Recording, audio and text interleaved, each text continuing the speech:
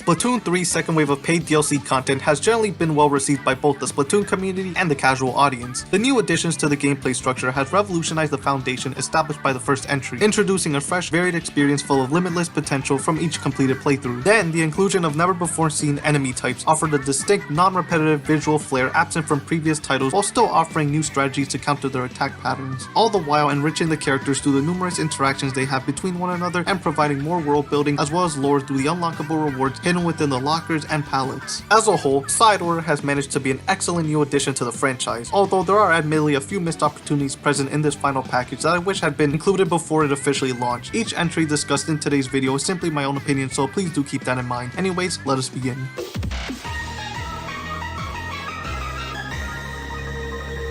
Agent 4 remaining absent once again was a bit of a letdown, considering it felt like the developers were finally going to reintroduce them in a significant way. Prior to the release of Side Order, this silhouette that strongly resembled Agent 4's appearance was heavily speculated to be them, which is understandable given the similarities. However, it was soon discovered that this was not specifically the character, but rather just a boss fight named Parallel Cannon that just so happens to conveniently and coincidentally mimic the look of Agent 4 from your Splatoon 2 file. So in a way, technically Agent 4 did get represented, just not in the way we initially wanted. Trust me, this is as confusing and a bit convoluted as it sounds. Don't get me wrong, I like the interconnectivity route the developers took. The idea is fun and creative, it's just that I would have preferred if the character was involved with the story, because not only did the other agents return for both story campaigns and the original concept art poster, but so did the main cast between Splatoon 1 and 2 for Splatoon 3. Heck, Agent 4 doesn't even make a cameo appearance in Nicopolis Square once you've completed Side Order. Despite my disappointment regarding the treatment of this inkling, at least they are acknowledged through other outlets such as the previously mentioned Parallel Cannon boss fight, the existence of their palette alongside the smallest dialogue that accompanies it. While Agent 4 has the potential of being better explored in future entries or DLC, at least they haven't been completely forgotten.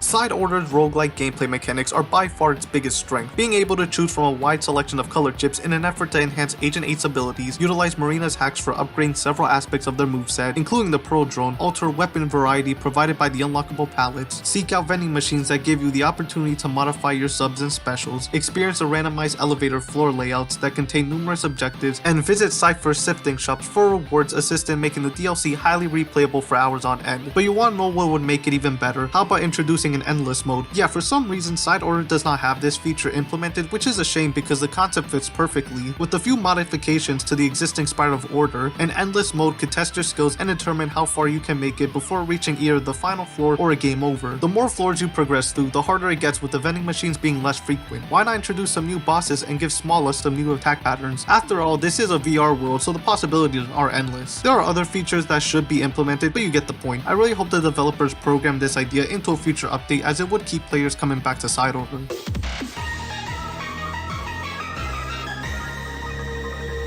Marina's boss fight within the control room of the first climb gave us a glimpse of what a corrupted, villainous version of herself would have looked like. The general design and glitchy body movement, along with the reasoning behind this form, perfectly fit the aesthetic Side Order established early on in its initial reveal. My only issue is how short all of it had lasted. The missed opportunity here is that Marina should have remained as an antagonist for a lot longer, at least until the halfway point of the DLC, where then we would rescue her and free her from Order's grayscaling control. Listen, I understand why they didn't head in this direction. The hacking mechanic is linked to her and a key gameplay feature. Given how accessible the upgrading system is early on, it wouldn't make sense to lock players out of it for so long. Additionally, the main villain here is Order, and it's clear they wanted this AI to maintain the villainous role throughout the entire journey. But here's the thing, Marina's whereabouts in Side Order was a large mystery throughout the entire marketing, rarely being shown. Having her fate revealed so soon and quickly, reverting her back to a supporting character role, made the payoff feel underwhelming. The idea of an idol going rogue and aligning themselves with the villains is super interesting, that seeing it underutilized feels like missed potential. On the bright side, the corrupted villainous approach I wanted did happen and wasn't as rushed as Splatoon 2's attempt. Furthermore, I am a fan of her active involvement with the story, villain, and gameplay. Plus, her dialogue is wonderful in the elevator and her dev diaries are very in-depth, which I appreciate. Overall, Marina is the best character in the game and they did her character justice.